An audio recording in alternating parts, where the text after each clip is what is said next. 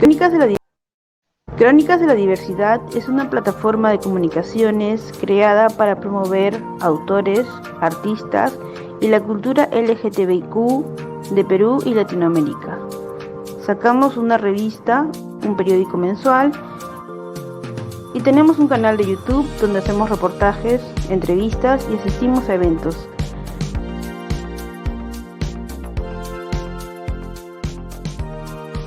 Crónicas de la Diversidad, por ciudades que apuesten por la diferencia y la creatividad. ¿Qué tal? Buenas tardes con todas, con todos, con todes.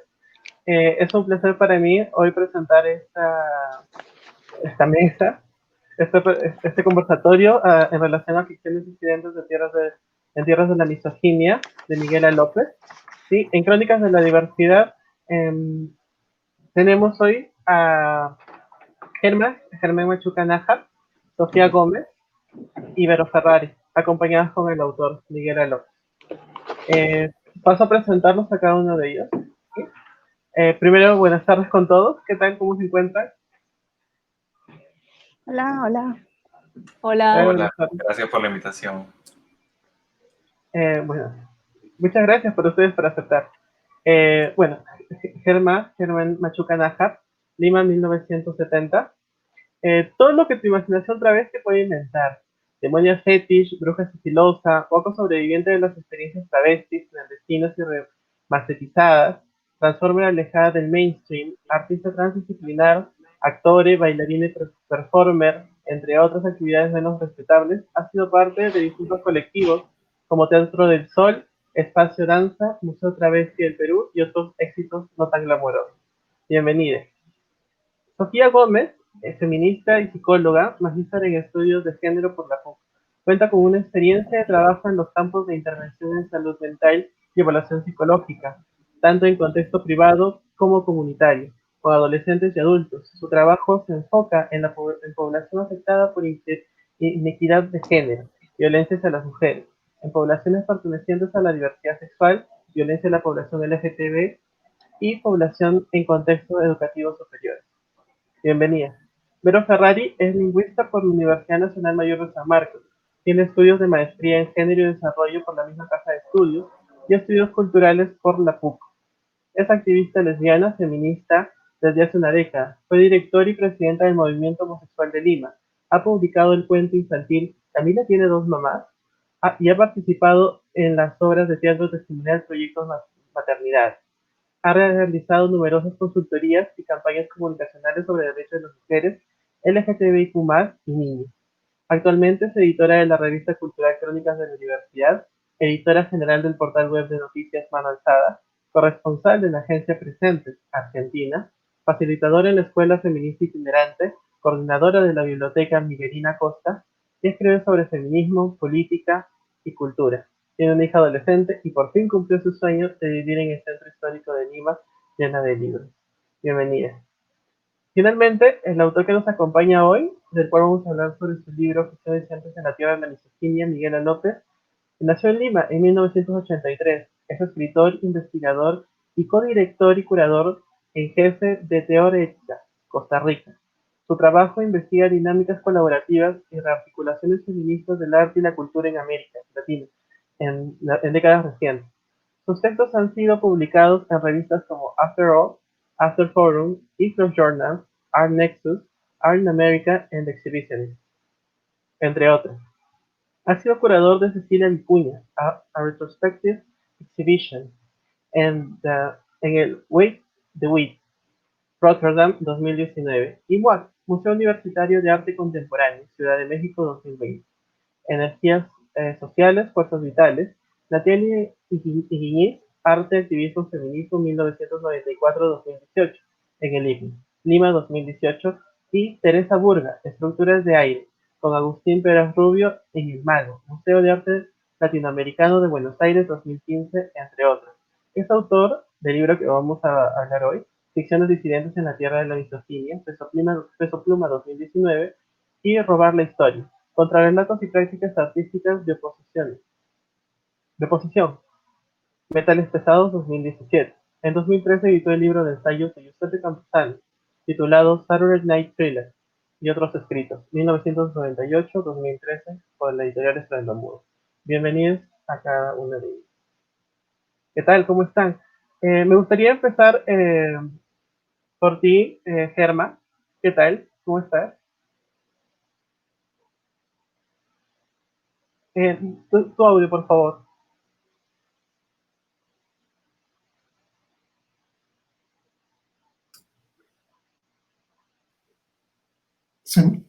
Hola.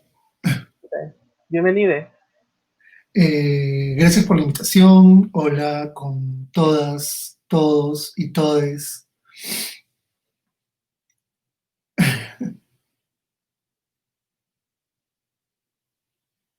Sí, la primera ronda me gustaría que habláramos sobre tus primeras impresiones sobre el texto, ¿no? De Miguel López, ¿no? ¿Cuál creen que ustedes que es el gran impacto que ha tenido este libro? Porque lo hay desde muchos frentes, pero en su propia perspectiva, ¿cuál es el mayor impacto que ha tenido esta obra para los estudios humanísticos, artísticos, latinoamericanos y en especial peruanos, en la reivindicación de las prácticas artistas reivindicativas para la comunidad LGTBIQ? Bueno, creo que Miguel sigue una no tan, lamentablemente, larga cadena de recuperación de memorias silenciadas, invisibilizadas,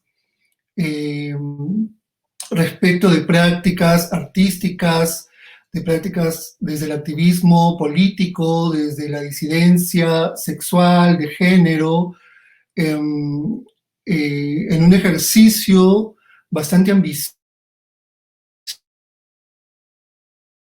por traer y explorar en el pasado estas memorias que no han tenido, digamos, alguna otra exposición, algún otro relato de sus experiencias. Digo que no es parte de una aún pequeño devenir, pequeña cadena de esfuerzos en ese sentido, dentro de los que, por ejemplo, está compendiado en el libro, está el Museo Travesti, por citar uno, ¿no? Miguel explora las experiencias, hace un ejercicio de exploración tomando experiencias de artistas, y en otros libros también lo hace dedicándose, digamos, por periodos, por etapas, de una forma, digamos, cronológica, pero enlazadas, claro, a partir de los discursos de estos artistas. Me parece muy, muy, muy imprescindible, muy pertinente ese esfuerzo, en tanto se articula justamente con el discurso individual, pero también con el discurso, con el esfuerzo de articulación colectiva, ¿no es cierto?, por, digamos, recuperar un espacio, un imaginario, ¿no es cierto?, ahí donde no existe, ahí donde no muchos cuerpos, muchas narrativas no encuentran una representación, un referente directo, ¿no? Pienso, por ejemplo, en el trabajo que él ha hecho al reseñar la experiencia de Teatro del Sol, incluirla en este libro. Pienso también en el trabajo valiosísimo que hace respecto del trabajo de Teresa Burga, de Natalia, de Elena, de Jaime Gira, experiencias todas que de alguna manera convivieron, ¿no? Formaron parte de una misma generación. Y ese es el punto que a mí me resulta más atractivo, ¿no? Establecer de repente un paralelo entre ese pasado, ¿no? Y las condiciones en las que se generaron estas experiencias y el presente, ¿no? Qué realidades permanecen y qué realidades han cambiado, ¿no? Cómo es que se sucedieron esas experiencias y cómo es que hoy pueden, al recuperarlas, reconectarse, resonar, reverberar, eh, digamos, en los discursos actuales que ya son parte de esta misma especie de genealogía que Miguel articula, ¿no?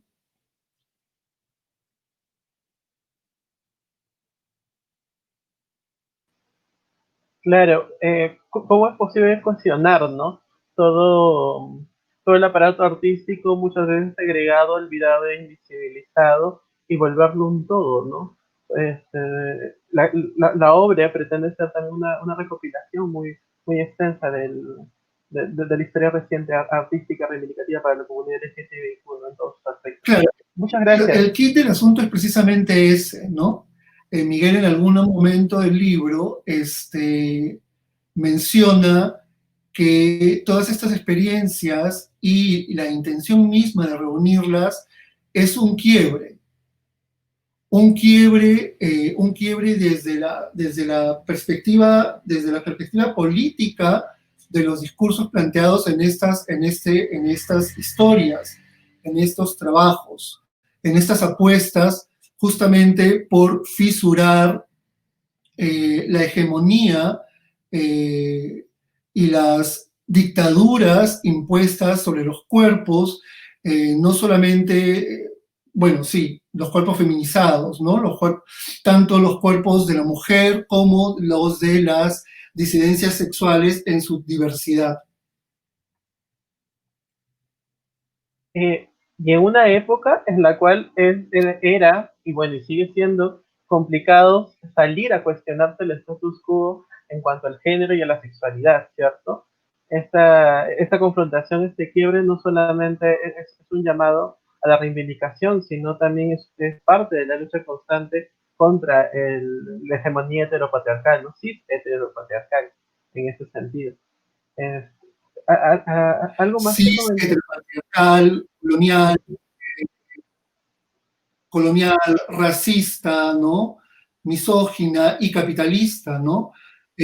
Justamente esas conexiones que a mí me parecen interesantes son que estas experiencias nacen y se originan como resultado del periodo de post-dictadura, ¿no es cierto? De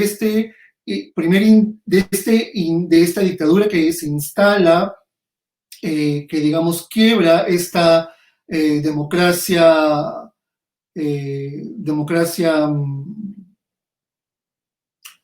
no consumada, ¿no? Para proponer justamente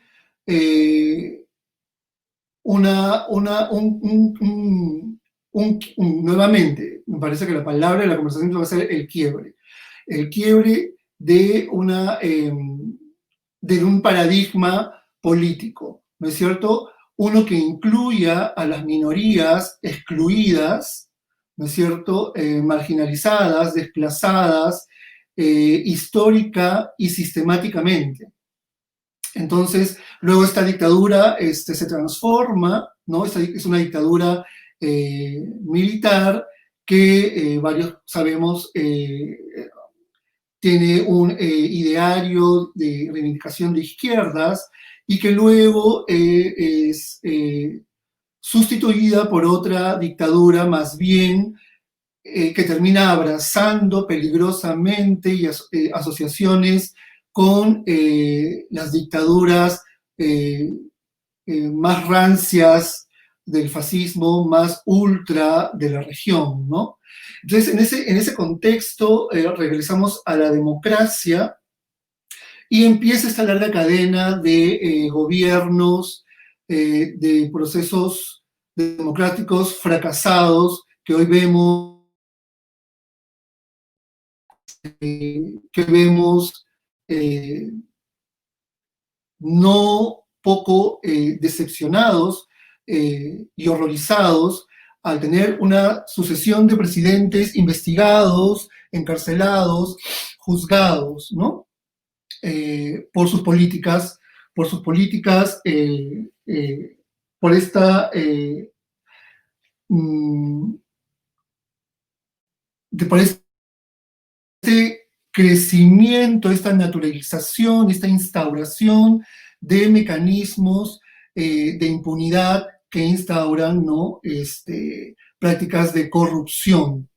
Entonces, es en esos años, ¿no es cierto?, que un poco como parte de las movidas contraculturales en Lima, vamos a centrarnos en Lima porque mayormente las experiencias que están en el libro son limeñas, pero en muchos de los casos migrantes también, ¿no? Entonces, justamente en esos años son los años de las grandes olas, de las primeras grandes olas migratorias, ¿no? Como producto de la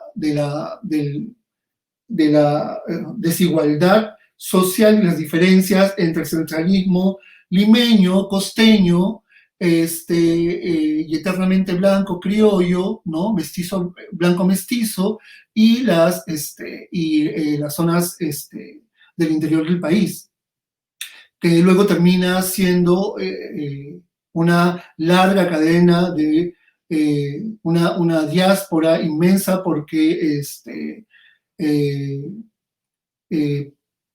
producto luego, ¿no?, del inicio y del derramamiento cruel de sangre que se desencadena como como consecuencia de la guerra interna, del conflicto armado.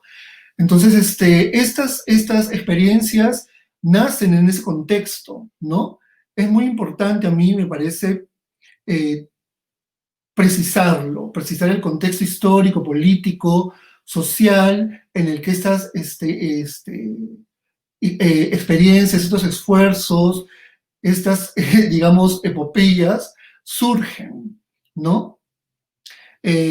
Por supuesto surgen como parte también tienen antecedentes inmediatos, ¿no? Esfuerzos y experiencias desde el arte inmediatos, pero ciertamente el periodo postdictadura es un periodo bastante oscuro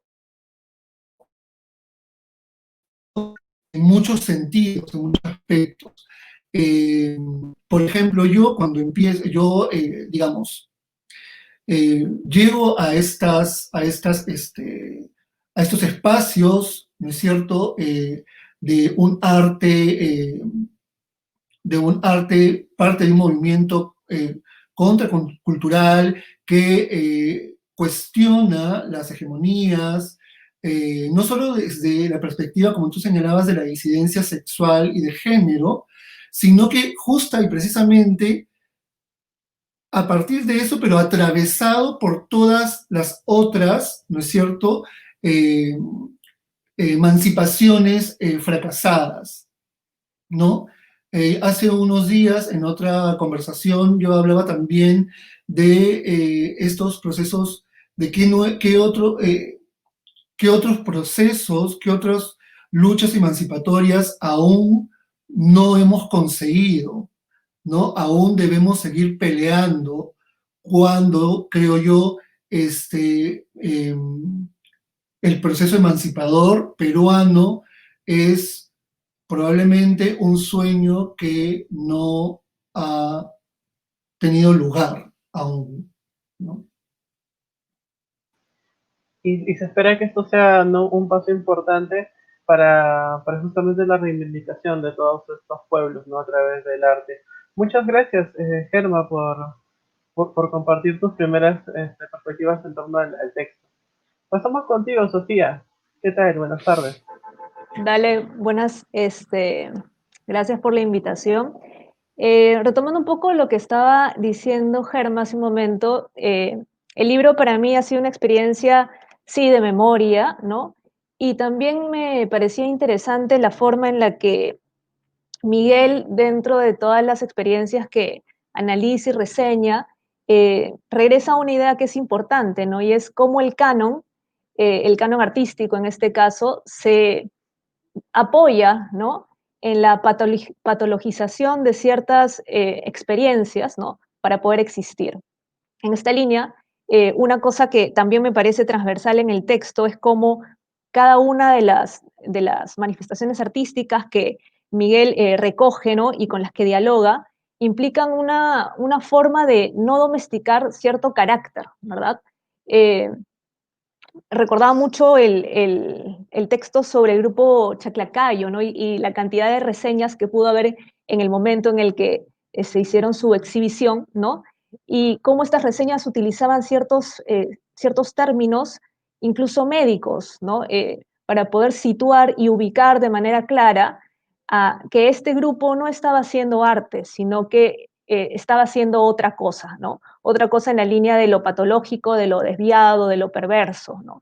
Y cómo las personas que en ese momento daban ese tipo de críticas eran casualmente hombres que se sentían muy incómodos con la percepción o con lo que el grupo Chaclacayo colocaba de manera tan valiente, ¿no?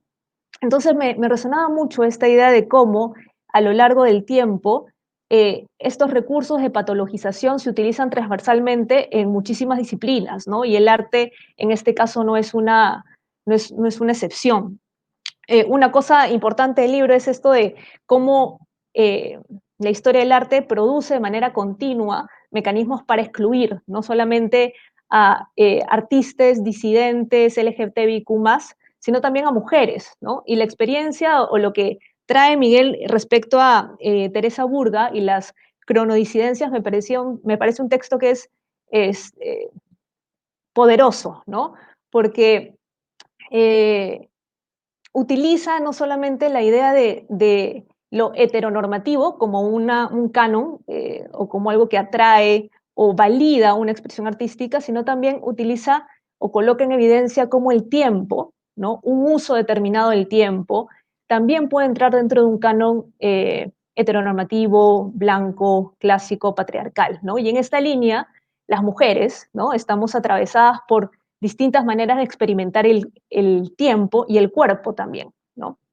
Veía una coincidencia entre las artistas mujeres, ¿no?, que reseña Miguel, y también la experiencia del grupo Chaclacayo, ¿no?, la experiencia del Museo Travesti, cómo de alguna manera vienen a hacer posiciones igualmente denigradas, igualmente tomadas como no serias, ¿no? En el caso de la mujer, lo no serio porque no están produciendo algo que la sociedad les pediría, que es concentrarse mucho más en lo reproductivo, y en el caso del grupo Chaclacayo y del Museo Travesti, porque no están enarbolando este estandarte masculino que se debería tener en el arte, ¿no? Me parece muy interesante cómo estas dos figuras terminan coincidiendo en este aspecto, ¿no? Igual hay diferencias importantes, ¿no? Eh, pero la imagen de Teresa Burga, que para mí es muy interesante para ver, ¿no?, cómo es que ella, al acuñar, o bueno, al pensarse desde una manera temporalmente distinta a la hegemónica, no le interesa ser eficaz en términos productivos, sino le interesa dar cuenta de sus propios procesos, como esta manera es una manera que puede ser mucho más cercana a las experiencias que podamos estar teniendo ahorita también, ¿no? Digamos, ahorita en este momento de ruptura, no voy a decir temporal, pero de algún tipo de ruptura que entenderemos en un tiempo, también se ha puesto en telón, o se ha puesto en tela de juicio, mejor dicho, la idea del tiempo, ¿no? Y de cómo pasamos el tiempo ahora. Y algo que está atravesado en la vida de las mujeres, que es una temporalidad distinta, es en este momento podría ser una experiencia, entre comillas, un poco más común y por esa misma razón un poco más incómoda para aquellas personas que no, digamos, que no experimentan el tiempo de esa manera, ¿no? Eso me hacía pensar en relación al momento que estamos viviendo actualmente. Me parece muy importante esta idea de este empuje que tiene el libro, ¿no?, para hacer digamos, un testimonio de memoria, pero un testimonio también de una memoria que enfoca en aquello que es poco digerible, ¿no? No son manifestaciones artísticas que sean necesariamente paladiables para todo el mundo porque tienen una voz atrás, ¿no? Una voz verdadera, una voz que no, digamos, que no da cuenta de un interés, digámoslo así, comercial necesariamente, ¿no? Y eso es lo que me parece más potente, ¿no? Ahí por ejemplo, estamos viendo imágenes de una presentación de Jaime Giga, me parece, ¿no? Que evidentemente sacó muchísima controversia. Una cosa interesante también, ahora que estoy viendo esta imagen, es cómo muchas de las personas que presentaron estas experiencias artísticas no necesariamente entraron dentro de lo que se podría entender como academia, ¿no? Por ejemplo, integrantes del grupo Chaclacayo abandonan la universidad, ¿no? Porque consideraban esto como una especie de obstáculo para seguir. En el caso de Jaime Giga, me parece que también lo comenta Miguel, ¿no? En el caso de Teresa Burga no abandona, o sea, no hay una tónica así, pero no entra dentro de este circuito más productivo, entendido productivo en los términos actuales, ¿no? En el que el cuerpo podría desaparecer. Sí, y ese sería como mi comentario por ahora. No sé, Natanel. No, sí, a mí me queda muy claro la posición en torno a la mirada externa, ¿no? Es necesario que el texto y que las representaciones que están dentro del texto sean provocadoras, ¿no? Que incomoden. Qué bueno que podemos encontrar todavía textos así, ¿no? Que incomoden, que estremezcan, ¿no? Acá Claudia Salazar nos está saludando también. Bueno, ella hace el prólogo al texto, recordemos, ¿no? Saludos para ella. Sí. Y sí, es necesario que este tipo de textos incomoden, y más aún en un entorno en el cual es de incertidumbre, ¿no? Donde el horror, la tragedia y la muerte están tan constantemente apegadas a nosotros, todavía tenemos un refugio que es el arte, ¿no? El Claro, arte y el sobre arte. todo, uh-huh, No, dale, sí, dale, Natalén. iba a decir el arte y sobre todo el, la fraternidad que se puede tener, la sororidad que se puede tener, ¿no? Entre quienes compartimos la diversidad sexual, la diversidad de género. Claro, una cosa también que estaba pensando respecto a esto que mencionas, ¿no? De la necesidad de ser incómodo o incómoda o incómode, es que el arte transgrede, ¿no? Transgrede en el sentido de que permite a las personas pensar tal vez en cosas que nunca habían pensado. Entonces, si esa es una de las, digamos, uno de los espíritus principales del arte, eh, ¿por qué no dar cuenta o por qué no brindar espacio a manifestaciones de arte que justamente no sean complejas de mirar, ¿no? A pesar de que uno o una puede pertenecer a la comunidad LGTBIQ, no ser mujer, eso no quiere decir que vamos a entender de manera directa todo lo que los artistas, les artistas traigan, ¿no? La idea justamente es atrevernos o darnos la chance de poder estar incómodos, ¿no? Incómodas. Creo que eso es importante para pensar y para crecer. Por supuesto. Genial, comparto gratamente tu comentario sobre el texto. Vero, pasamos contigo. Dinos por favor tus primeras impresiones sobre el texto. Hola, buenas noches con todos, todas, todos. Primero agradecer la reunión a esta mesa de amigues tan diversas. Deberían haber más mesas así, más mesas que incomoden y evidentemente más libros que incomoden, como el libro de Miguel, más vidas que incomoden también, ¿no? Resaltadas, priorizadas, ¿no? Justo en un contexto en donde tenemos a las puertas de nuestras casas 50.000 muertos prácticamente por efecto de un sistema de salud que colapsa, ¿no? Que colapsa en nuestras caras y al que hemos estado acostumbrados tanto tiempo, como hemos estado acostumbradas al discurso heteronormativo que ha marcado y ha tecnificado nuestras vidas, ¿no? En ese sentido, yo creo que el libro de Miguel es sumamente actual, puede leerse en cualquier época y debería estar en los colegios siendo agarrado por los niños, las niñas, y que estén viendo pues estas fotos, cómo los artistas, les artistas estaban construyendo un diálogo con la nación desde cuerpos que estaban siendo oprimidos cruelmente por las estructuras patriarcales, ¿no? Entonces es importante cómo, ver cómo, a pesar de todo el dolor y a pesar de la violencia y a pesar de las formas en que han querido matarnos prácticamente en países como los nuestros, eh, hemos podido resistir y hemos construido formas de relacionarnos, nuevas subjetividades, lazos afectivos, ¿no? Y este prácticamente es un libro lleno de amor, ¿no? Y alguien heteronormado podría pensar, ¿no? Es un libro feo, fastidioso, incómodo, pero es incómodo a su heteronormatividad, ¿no? Es incómodo a sus prejuicios. Y eso es quizás lo más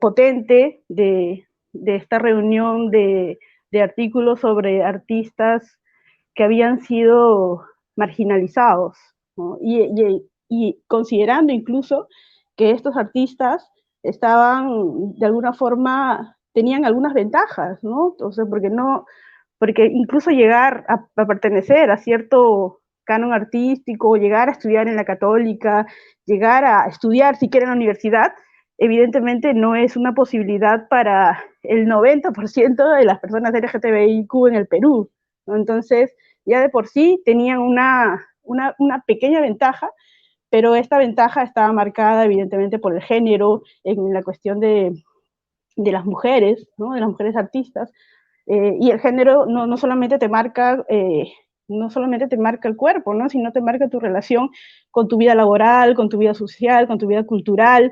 Tú no vas a poder trabajar como mujer sin pensar en el género, ¿no? Sin pensar en el acoso, sin pensar en la violencia, sin pensar en que te persiguen, sin gastar en el taxi, en el celular, porque es peligroso estar en las calles, ¿no? Y lo mismo con las personas LGTB. Entonces, todas son de alguna forma resistencias, ¿no? Resistencias frente a una sociedad que en el fondo, aunque suene radical, te quiere muerto, ¿no? Te quiere desaparecido, te quiere invisible y te quiere en silencio.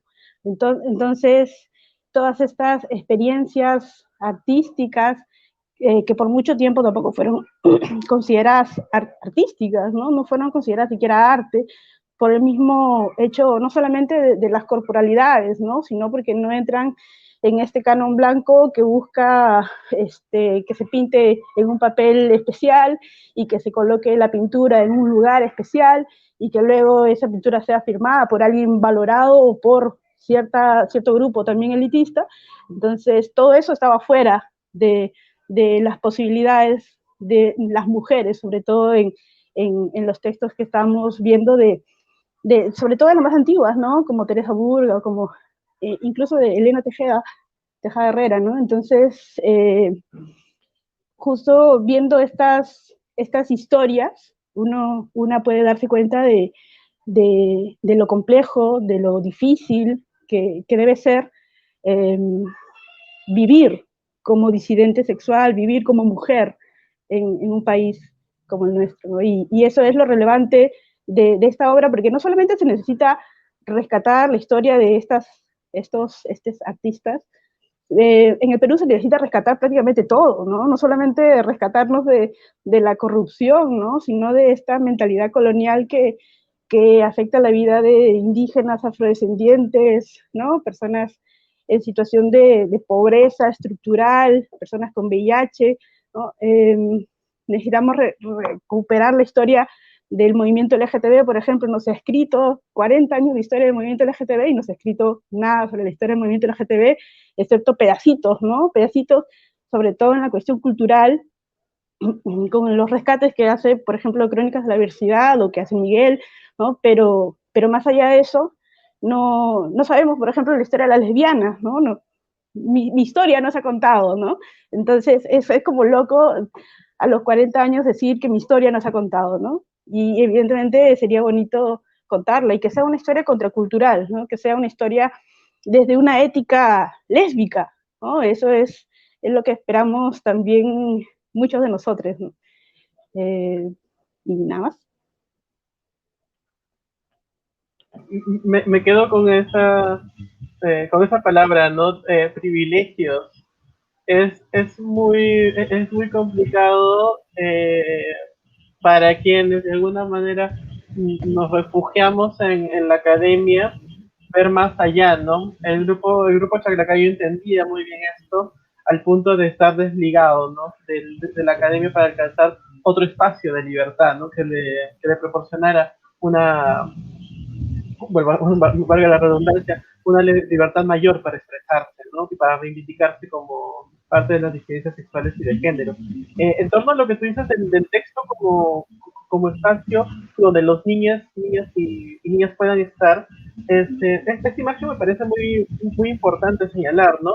Esa fotografía, ¿no? Al fondo vemos una niña que lo está mirando, lo está contemplando. Hay como una propuesta en torno a la convergencia entre la sexualidad y la niñez también, ¿no? ¿Cómo ves esa relación presente en el texto, Vero?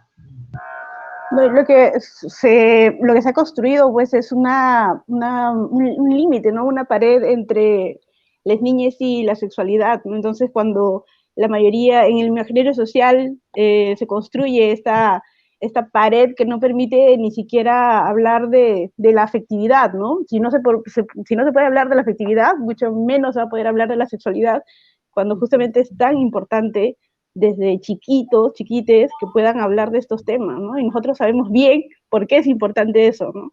Porque prácticamente hemos sido mutilados, ¿no? Por el discurso hegemónico, ¿no? Nuestros deseos, nuestras subjetividades, nuestros afectos, nuestras emociones han sido mutiladas, ¿no? Entonces, lo que posibilita, ¿no? Este tipo de recojo de memoria, de lo que no se ha querido contar, es justamente que estos niños, ¿no? Niñas puedan cogerlos y puedan reinventar sus historias, ¿no? Puedan construir otras historias sobre la base de los poquitos referentes que hay alrededor, ¿no? Entonces, justamente yo creo que el activismo, porque es por donde más yo me muevo y que es justamente la parte que más me gusta, incluso del libro de Miguel, que recoge la historia también del activismo, porque el activismo es una forma también política, artística, ¿no? Y muchos de esos artistas podrían considerarse activistas, ¿no?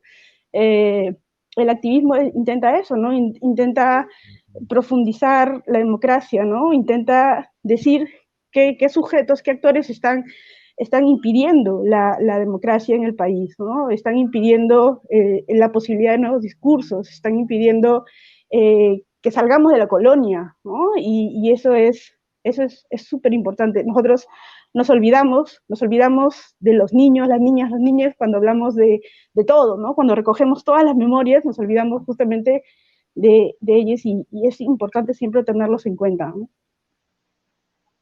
Por supuesto. Más bien recordar a quienes nos ven que a través del portal de Crónicas de la Diversidad está disponible el libro de Miguel López, Ficciones disidentes en la tierra de la misoginia, ¿sí? Y para envíos internacionales también escríbanos por interno para poder gestionar el envío. También los invitamos a que por favor nos escriban sus preguntas, comentarios, que los vamos a estar pasando y vamos a estar respondiendo al final de la sesión. Muchas gracias, Vero.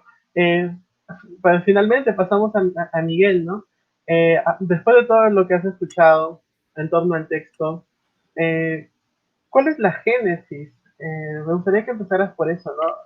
Muy aparte de tú como editor, como autor del texto, en realidad, ¿cómo ha sido el proceso de conseguir los materiales, ¿no? Sabemos que es un proceso largo, ¿no? Y tú con tu experiencia, con tu profesionalismo, has producido una obra monumental y reivindicativa en la actualidad y que, por supuesto, va a ser muy necesaria para los siguientes estudios que vienen.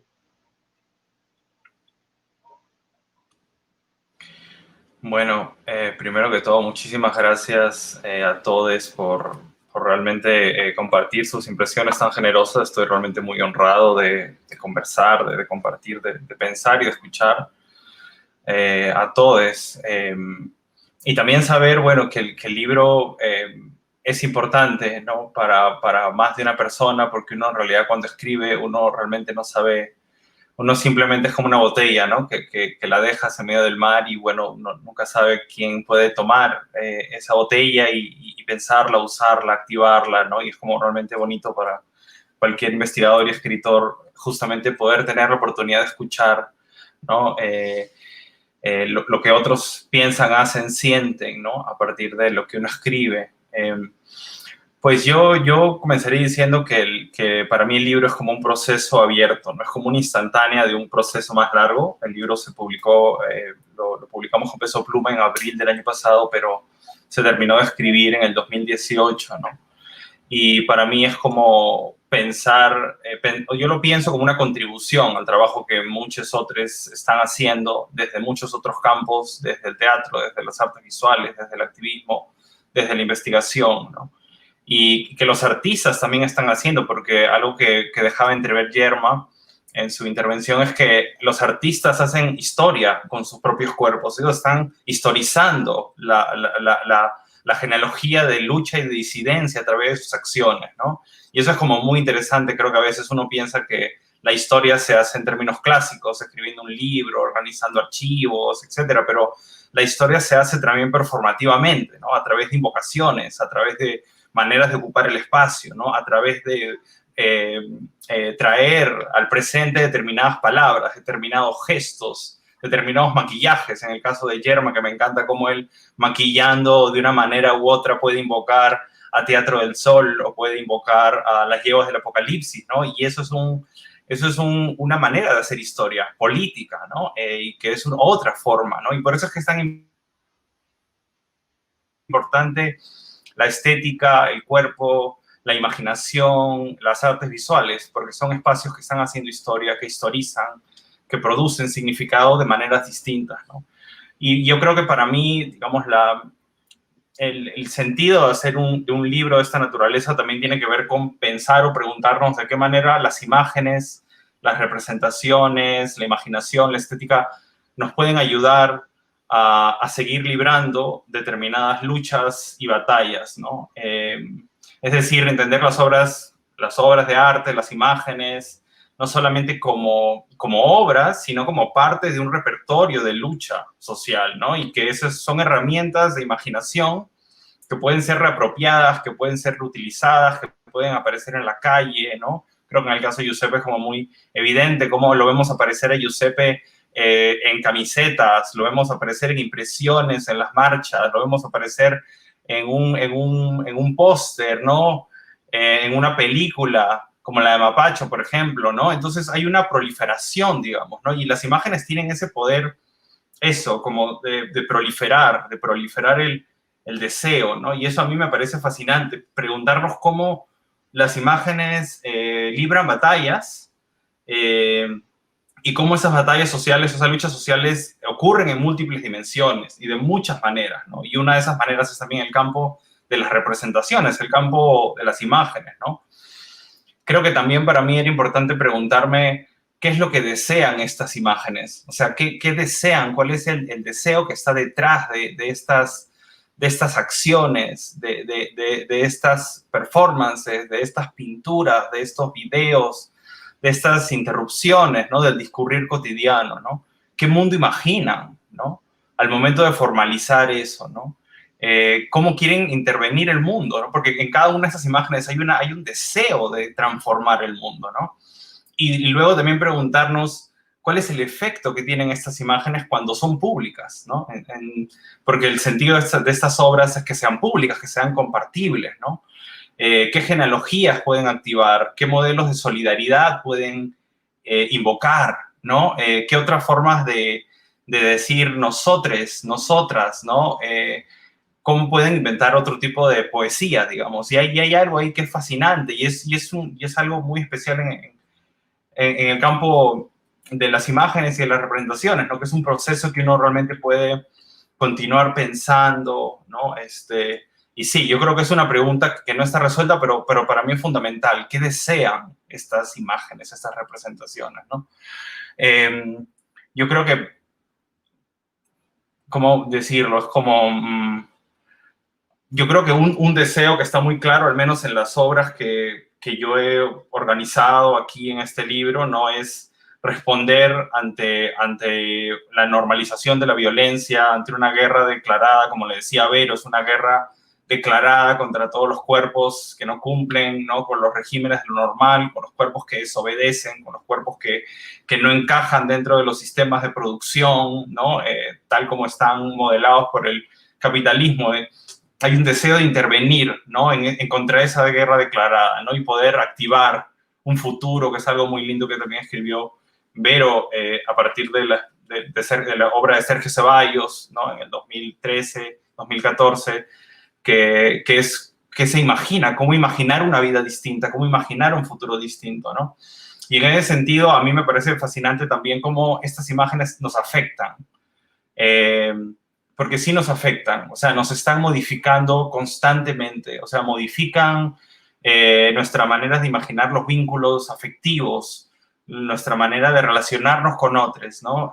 Nuestra manera de mirar el mundo, ¿no? Y eso es muy especial, es decir, cómo las imágenes van modelando aquello que somos, y aquello que somos se va transformando constantemente, o sea, todos estamos constantemente bombardeados por imágenes, desde que estamos en el teléfono, en la computadora, en la calle, en el periódico, y esas imágenes van modelando, ¿no? Van modelando subjetividades, y yo diría incluso que van modelando de manera conservadora, ¿no? De manera normativa, ¿no? Entonces, hay una lucha ahí en ese campo de las imágenes que no podemos entregar. Es una batalla viva, y es una batalla que tiene que ser librada, ¿no? Todos aquellos que tienen la capacidad de intervenir en el campo de las representaciones tienen que ser responsables, ¿no?, de qué tipo de imágenes producimos, qué tipo de lenguajes estamos generando, porque o perpetuamos esa estructura de violencia normalizada o interrumpimos esa estructura de violencia. Entonces, la pregunta para mí es cómo interrumpirla, cómo generar ahí un quiebre, ¿no? Sí, yo pienso también ahí que hay otra cosa que me interesa mucho en las obras que están en el libro, ¿no?, y que tiene que ver con cómo se reclama el derecho sobre nuestros cuerpos, sobre nuestro placer. Hay como una demanda ahí de autodeterminación que está como por detrás, ¿no?, de reclamar tu capacidad de tener el nombre que quieras, no sé, de ocupar el espacio de la manera que quieras, de reclamar el placer, ¿no? Y eso es como muy significativo, y eso a mí también me parece como muy poderoso, ¿no? Como el arte, y eso que el arte de por sí, el mundo del arte de por sí es como un reflejo de la sociedad como tal, y en ese sentido el mundo del arte está justamente atravesado de elitismo, de racismo, de desigualdad social, ¿no? Hay una estructura, es decir, el mundo del arte es un reflejo de varias otras desigualdades, ¿no? Entonces, ¿cómo dentro de ese espacio, que es también violento, que es normativo, que es patriarcal, que ha sido históricamente patriarcal, que es históricamente colonial, que es históricamente masculino, urbano, ¿no?, occidental, cómo dentro de ese espacio se generan como oasis, ¿no?, como pequeños lugares en los cuales es posible, ocurren como chispas, ¿no?, de rabia, de empoderamiento, de duelo, de acción, ¿no? Y eso me parece como muy, muy significativo, cómo ocurren esas chispas, ¿no?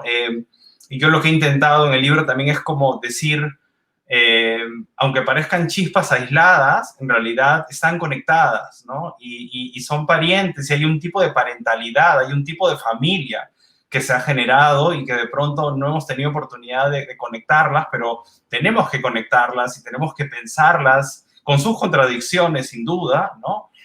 Pero tenemos que pensarlas como parte de ese campo de lucha, ¿no? Y eso para mí también es como fascinante, y yo al inicio decía que es un proceso porque hay muchos otros episodios y prácticas y experiencias que no pude incluir en el libro. El libro ya de por sí es bastante extenso, tiene más de 300 páginas, y yo le agradezco mucho a Peso Pluma que haya tenido pues el entusiasmo de sacar adelante algo de esta naturaleza, ¿no? Porque sí, el libro se pensó también como un archivo. O sea, yo no quería que sea un libro de teoría pura donde tienes solamente texto. En realidad quería que sea un libro muy visual, tiene casi 150 imágenes, muchas de ellas que no habían sido publicadas antes, que vienen de archivos personales, que ha sido incluso difíciles de conseguir en algunos casos, pero lo que me interesaba es que funcione como un archivo al cual otras personas puedan volver, usar esas imágenes, pensarlas, y para eso era importante pues que el libro tenga ciertas características materiales, que sea color, por ejemplo, sobre todo si hablamos de muchas experiencias que no habían sido documentadas antes, hay que documentarlas bien porque tenemos que reclamar su valor, porque creo que también en el hecho de cómo se reproduce también hay un gesto, ¿no? De reivindicar la importancia de estas experiencias en una historia del arte que se ha caracterizado y se caracteriza aún por la exclusión, ¿no? Por la violencia simbólica, ¿no? Entonces, ¿cómo podemos reclamar eso?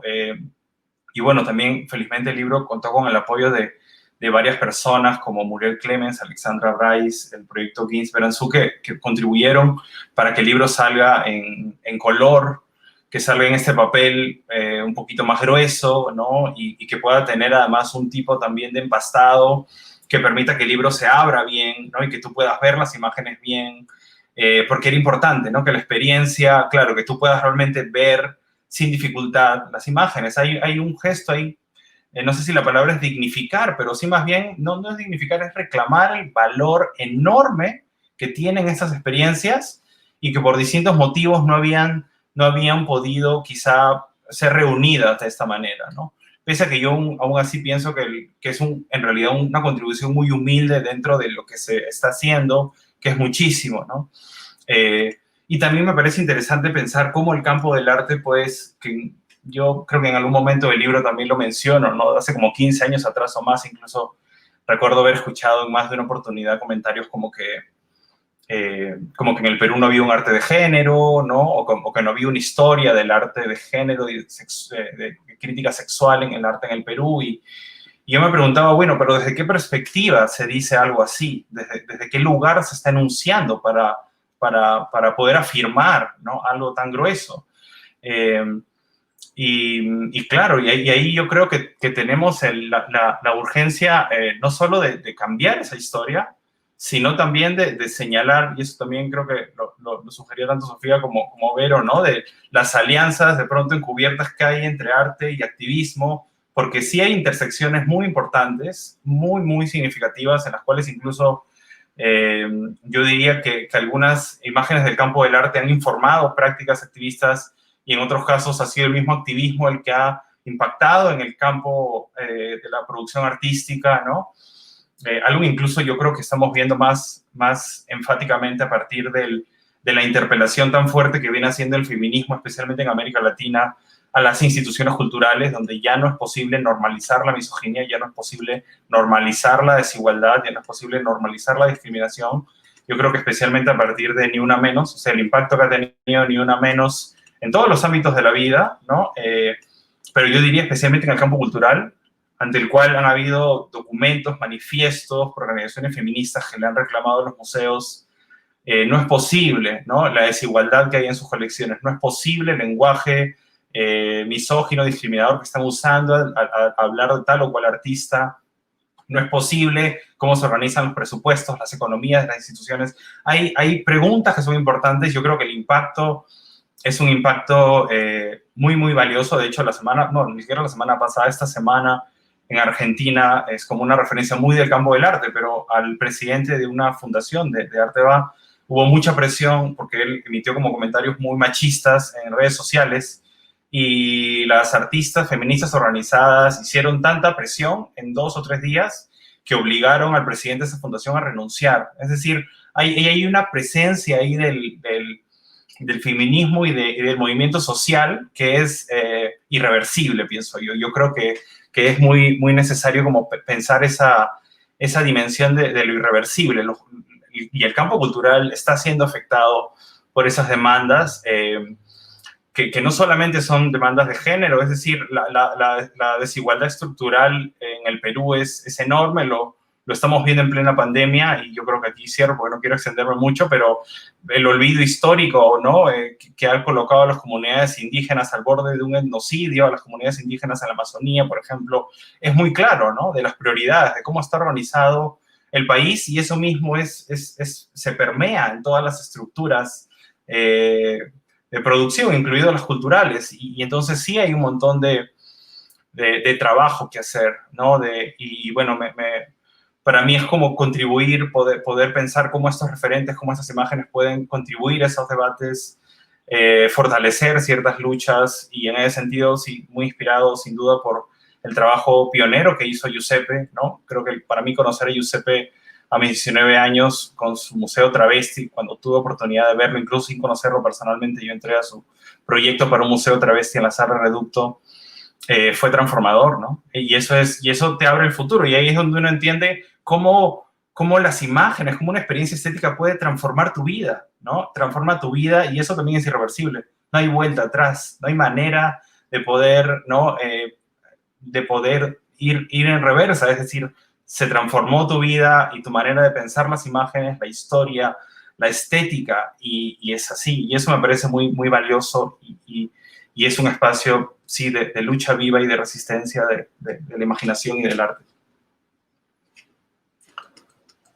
Qué genial poder escuchar, ¿no?, este testimonio, que también es como el mismo libro, ¿no? Es una forma de resistencia para todos. En espacios, como tú dices, ¿no? Como tú bien dices, de una marginación sistémica y estructural muy arraigada, históricamente arraigada. A mí me gustaría que, ya después de los comentarios finales, te extiendas un poco más en torno a la relevancia de Campuzano para el arte y también para la literatura en torno a Saturday Night Fever, ¿no? Este texto que editaste también.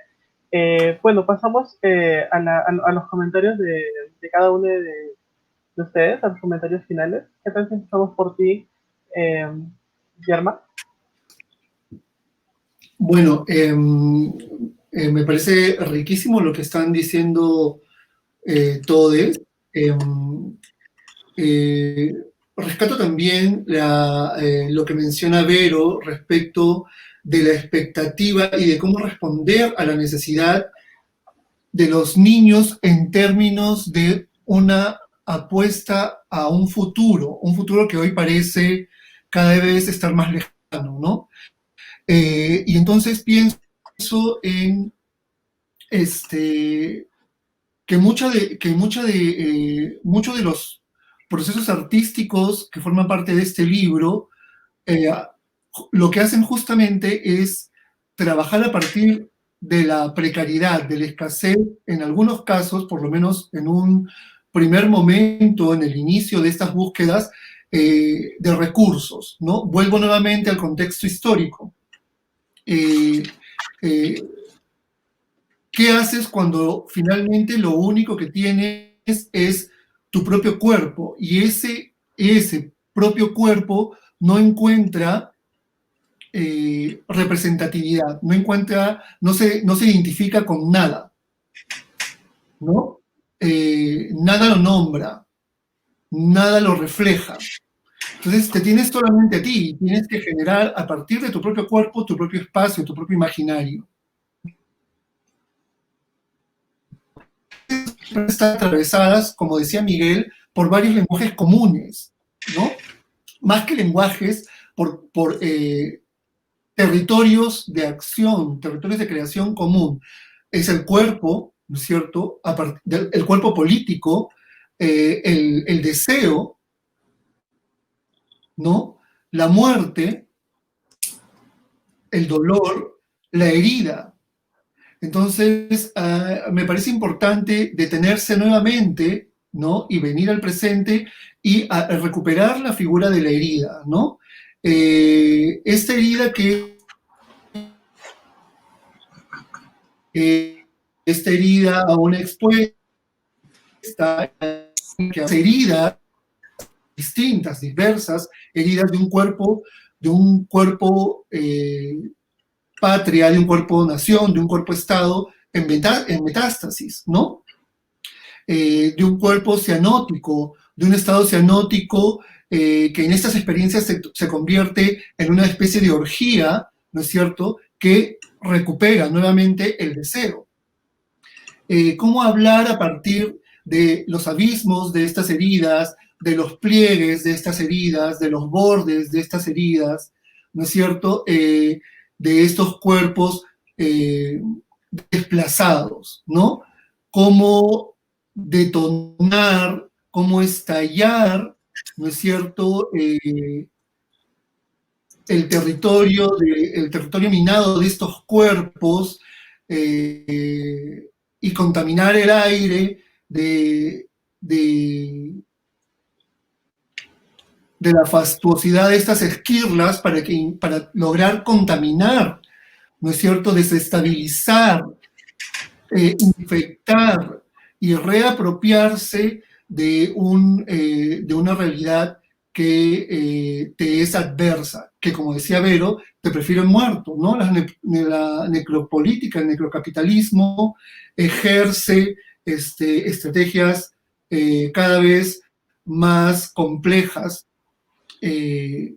para borrar y desaparecer nuestros cuerpos. Sí, Vero decía que hay que, de alguna manera, hablaba del amor y de alguna manera sus palabras desprendía esa necesaria esperanza por la transformación. Y Miguel también lo nombraba, sin embargo, hay que siempre estar alertas porque justamente volviendo al pasado, en el contexto en el que yo sitúo estas experiencias, los esfuerzos por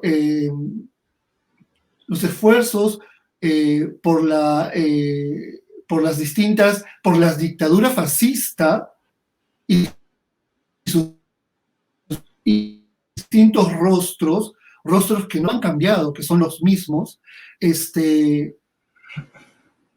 permean, ¿no? Nos acechan constantemente, se reformulan y nos amenazan. Entonces, repensar todas estas búsquedas, todas estas apuestas en momentos en los que nuevamente en nuestra historia, ciertamente no es una historia exclusivamente del Perú, sino es una situación mundial, pero hablando de nuestra experiencia en este territorio, la muerte vuelve a estar en el aire, ¿no es cierto? El duelo vuelve a estar en el aire. Todas estas experiencias también se gestaron en medio de la muerte, ¿no? En medio del dolor.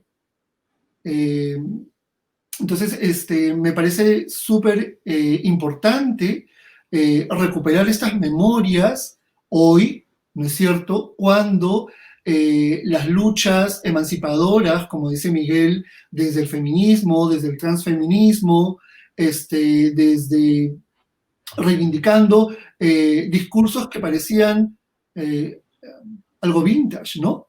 Volver a hablar nuevamente de la opresión, no solo del patriarcado, sino de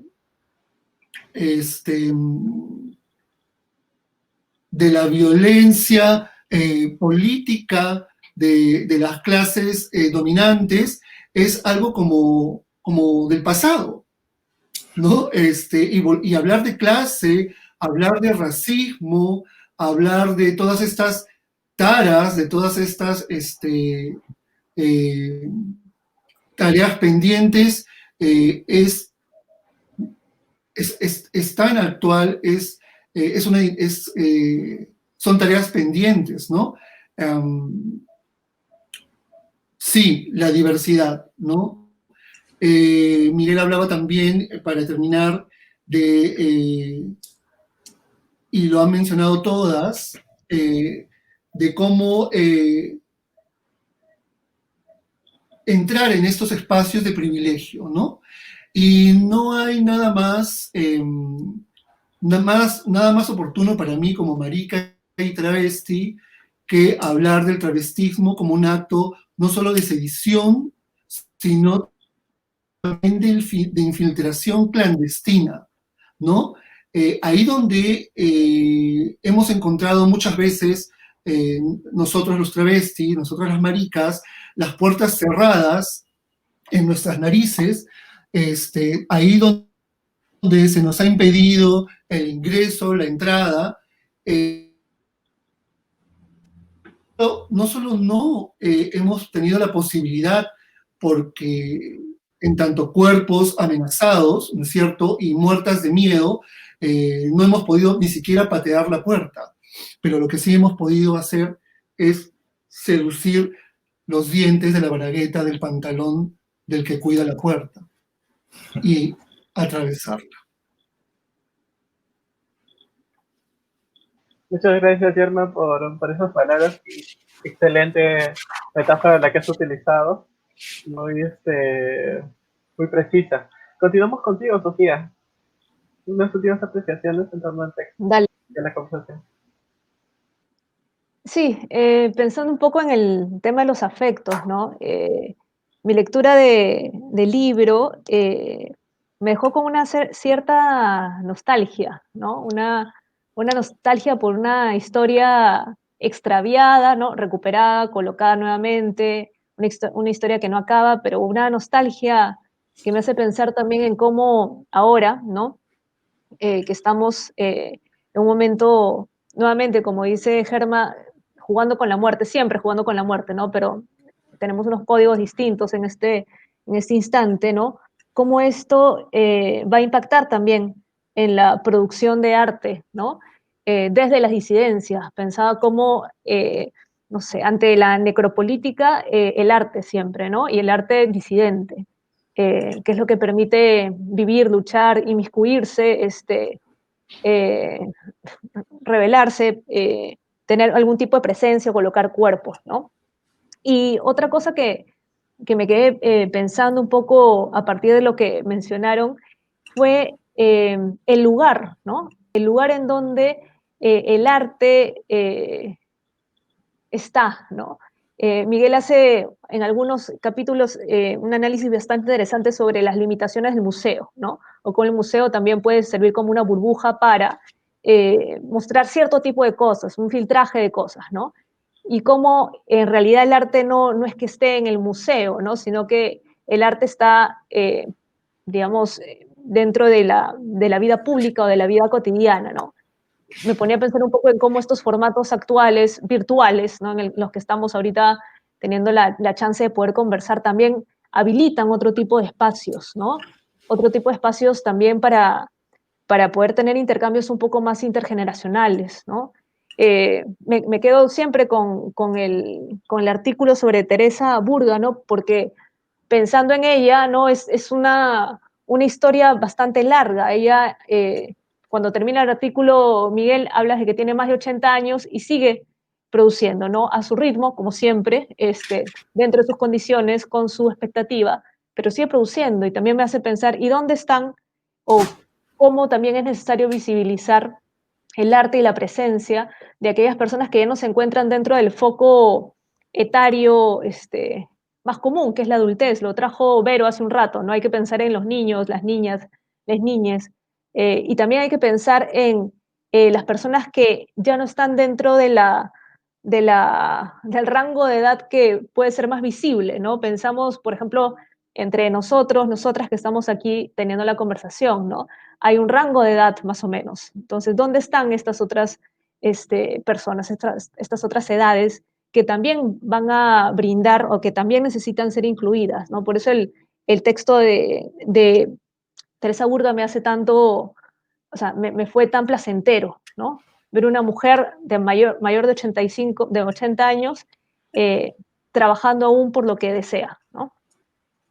Y creo que eso para las mujeres puede tener un reto, o sea, no solamente para las mujeres, ¿no? Pero en el caso de Teresa podría tener un reto bastante particular, ¿no? Ya lo decía Benedict Anderson, que ya te imaginabas, ¿no? El museo son los restos de la nación, ¿no? Los restos que quiere preservar la nación. Y ya vemos que la nación no quiere preservar nada de las disidencias sexuales, nada de las disidencias de género, a menos que sean estos textos, ¿no? Museo Travesti, Ficciones disidentes de la Tierra de la Misoginia, Saturday Thriller y tantos otros que están haciendo su campo dentro de estos espacios artísticos. Pero continuamos contigo. precisamente esas iniciativas que salen de esa línea. Son una apuesta bien alternativa.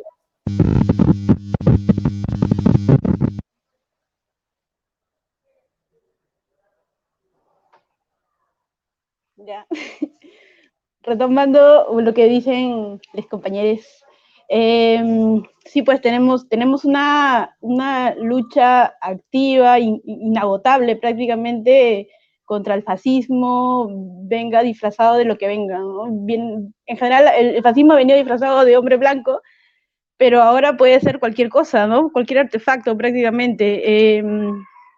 Sobre todo en contextos latinoamericanos en donde, bueno, ni siquiera solamente latinoamericanos, ¿no? Estamos viendo el caso de Trump y otros, ¿no? En donde prácticamente ya están gobernando, ¿no? El fascismo está gobernando en lugares muy, muy poderosos y en Perú todavía nos estamos librando de una corriente así ultrafascista, ¿no? Tenemos estos fascismos de mediana intensidad que existen, ¿no? Lo vemos evidente incluso en presidentes como Kuczynski, ¿no? Que hemos tenido la mala suerte de tener un año, creo, de presidente de Kuczynski, que ha venido robándonos desde los 80 y antes, y 40 años después lo elegimos presidente, ¿no? Entonces, ese tipo de situaciones vuelven como mareas oscuras, sucias, a interpelarnos, ¿no? Y a pensar cómo construimos sobre la base de estos huaicos, ¿no? Fascistas, cómo construimos un país, una sociedad, unos lazos afectivos que preserven los cuerpos disidentes, pequeños, ancianes, ¿no? ¿Cómo hacemos para que puedan seguir viviendo, y no solamente viviendo, porque hace tiempo los feminismos han dicho que no solamente se vive, ¿no? Sino que hay que vivir con calidad? Entonces, ¿cómo hacemos para que esto siga siendo posible, ¿no? ¿Cómo hacemos para que nuestros muertos sean llorados de forma efectiva, visible, en los sitios en donde deben ser llorados, ¿no? Que es en el espacio público y no solamente en nuestro cuarto, ¿no? Entonces, cómo construimos este país? Yo creo que evidentemente uno de los pasos es recoger estas memorias y contarlas contraculturalmente, porque justamente contarlas desde nuestras vivencias las hace contraculturales, ¿no? Pero tenemos que hacer más cosas, ¿no? Nunca es suficiente. Nunca es suficiente en países en donde el fascismo siempre está tentando las puertas del poder, si no ya está en el poder prácticamente, y tenemos que votarlo. Y la única forma de votar el fascismo es también, evidentemente, desde nuestras cuerpos disidentes, ¿no? Desde nuestros pensamientos que se salen de lo hegemónico, ¿no? Que son marginales, ¿no? Entonces, siempre hay que estar, creo, pensando en eso, y por eso es súper potente esta experiencia de recoger, recolectar las memorias de artistas feministas, de artistas maricas, travestis, ¿no? Que no suelen ser contadas, y llevarlas también a un formato que pueda ser traducible para las niñas, por ejemplo, ¿no? A mí me gustaría ver un museo travesti para pequeños, ¿no? Para pequeñas, eso sería espectacular, y tal vez lo podamos hacer, o sea, no es una cosa lejana, ¿no? Vamos a poder hacer, ahora que hay como que más propuestas, ¿no? Para niñas, podemos hacer un pequeño museo travesti para ellas, sería fenomenal. Y también, pues, contar la historia del movimiento LGTB para niñas, ¿no? Eso también sería fenomenal. Y siempre creo que hay que estar pensando en ese tipo de esfuerzos, de narrativas, ¿no? De contar la historia de las lesbianas, ¿no? Eh, para, para que estos pequeños, pequeñas que están creciendo puedan aferrarse a algo, ¿no? Puedan aferrarse así como que no sea toda nuestra vida un Titanic permanente, ¿no? Sino que podamos ir, surgir, resurgir y, y seguir luchando, pues, en esas tierras de la misoginia, ¿no? Excelente, Vero, sí. Finalmente, Miguel, quedan muchas cuestiones. Me gustaría que por favor trates de contestar algunas, tal vez. En relación a Campuzano, ¿no? la relación esta que hubo cuando editas el texto Saturday Night Thriller y ahora la importancia que también está presente en tu texto Ficciones en la Tierra de la Misoginia. Otra cosa que también me llama la atención es el pensamiento de un lector ideal, ¿no? Muchas veces se puede pensar que un texto LGTBIQ que reivindica la disidencia sexual y de género solamente es exclusivo para la comunidad, ¿no? ¿Has pensado en algún lector ideal que se aleje del común denominador de las disidencias sexuales y de género, tal vez? Muy estimulantes las preguntas. Con respecto al lector, mira, nunca me lo había planteado, pero yo creo que sería, o en todo caso, apunta a un lector que quede con una combinación de rabia, deseo, ¿no?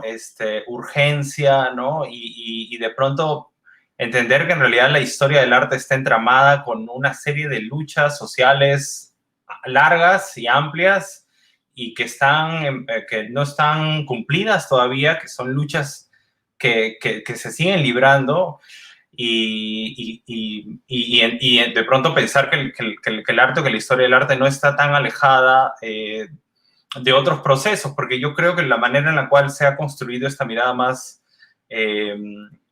elitizada, digamos, del arte o de la historia del arte es que está aparentemente separada de otro tipo de procesos sociales, ¿no? Y hay algo muy, digamos, muy importante que es un poco lo que también dice Vero, de cómo acercamos estos procesos, cómo los construimos en lenguajes que sean accesibles, que sean dinámicos, que sean divertidos. La idea de hacer un museo travesti en formato para niños me parece increíble.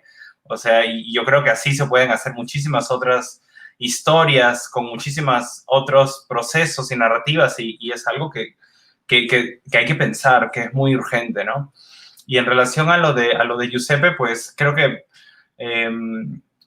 y me encantó la metáfora final de Yerma sobre cómo los cuerpos maricas, sexodisidentes, que rechazan la normalidad, tienen que infiltrarse en los espacios institucionales a través de braguetas bajadas en medio de la noche. Hay un ejercicio ahí de construir orificios, ¿no?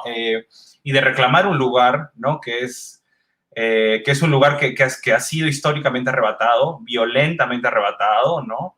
En los cuales muchas de estas representaciones de cuerpos sexodisidentes o feministas o feminizados pasaba a través de la patologización, de la diferencia, de la burla, de la persecución, ¿no?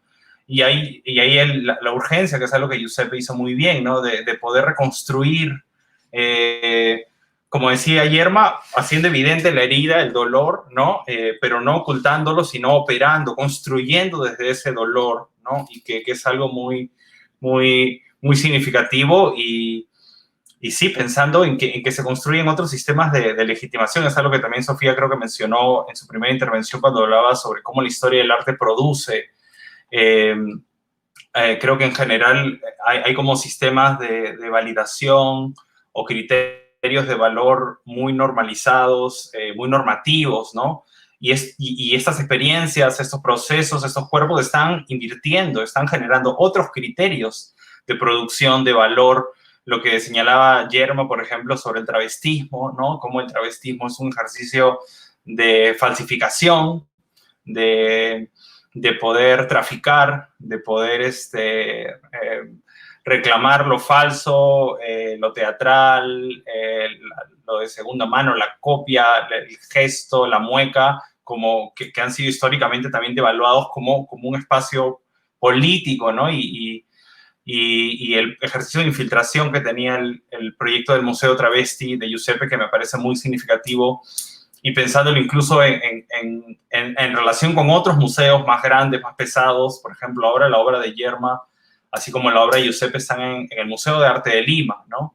Que es algo que pasó luego que Giuseppe falleció. Giuseppe falleció en el 2013 y el museo logró incorporar algunas obras de Giuseppe y de Yerma en el 2015. Y claro, para Giuseppe es como digamos, si él estuviera aquí, imagino que sería como una de sus fantasías parasitarias, ¿no? De poder entrar al museo y ocuparlo y minarlo desde adentro y poder estar con su museo falso dentro de un museo real, pero justamente pudiendo reclamar eso que él en más de una oportunidad dijo que no tuvo cuando era niño. Él creció como adolescente visitando instituciones o museos sin poder ver nunca un cuerpo travesti en ninguna pared, en ninguna pintura, en ninguna fotografía, ¿no? Entonces, ¿qué tipo de subjetividad se construye? Construye un niño, ¿no? Para hablar de niñas que van a ver, que van a visitar museos y que no ven ninguna imagen en la cual se sientan representados, ¿no? Hay un proceso ahí histórico de violencia que se perpetúa, ¿no? Entonces, poder parasitar esos lugares, y ahora, como digo, yo creo que el ejercicio de estar presente en el museo, la obra de Yerma, la obra de Giuseppe, genera eso, y una inversión, ¿no? Y yo siempre, en realidad, pienso que las luchas sociales, los movimientos sociales están muy por delante del trabajo que hacen las instituciones. O sea, creo que los procesos de transformación están allí en esas luchas sociales, pero sí es importante que eso también pueda discutirse al interior del museo, ¿no? Y que los museos o las instituciones culturales puedan reflejar a otra escala, ¿no? Cómo las imágenes son lugares de, sí, de rabia, de lucha, de empoderamiento, de duelo. Así que hay un proceso ahí de negociación. Y sí, creo que hay un eco, ¿no? Ahí sí. No, ya quedó. Sí, tienes mucha razón, ¿no? En torno a eso. Qué bueno que la memoria de Campuzano siga, ¿no? Y prevalezca el sentimiento reivindicativo que él demuestra en sus obras. Finalmente, ¿no? A mí me alegra mucho que hayamos podido más o menos dilucidar algunas dudas. Hemos también compartido bastante con cada uno de ustedes. Yo muy contento de haber estado hoy en la tarde con cada uno. Más bien, muchas gracias por estar aquí, y ya para cerrar los invitamos a que uno de ustedes a despedirse, a pasarla bien. Recuerden a todos los que nos ven que Crónicas de la Diversidad tiene un espacio en Issue donde puede descargar y ver tanto el periódico como la revista mensual que sacamos, el periódico mensual y la revista 2 veces cada año, así que nos pueden encontrar por ahí, ¿no? Para cualquier consulta o comentario también estamos gustosos de responderlos a través de nuestras redes sociales, inbox y teléfono. Muchas gracias a cada uno de ustedes, Sofía, Vero, Yerma, Miguel, ha sido un gusto. Gracias, de verdad. Un gusto. Un gusto. Hasta la próxima oportunidad. Gracias. Chao.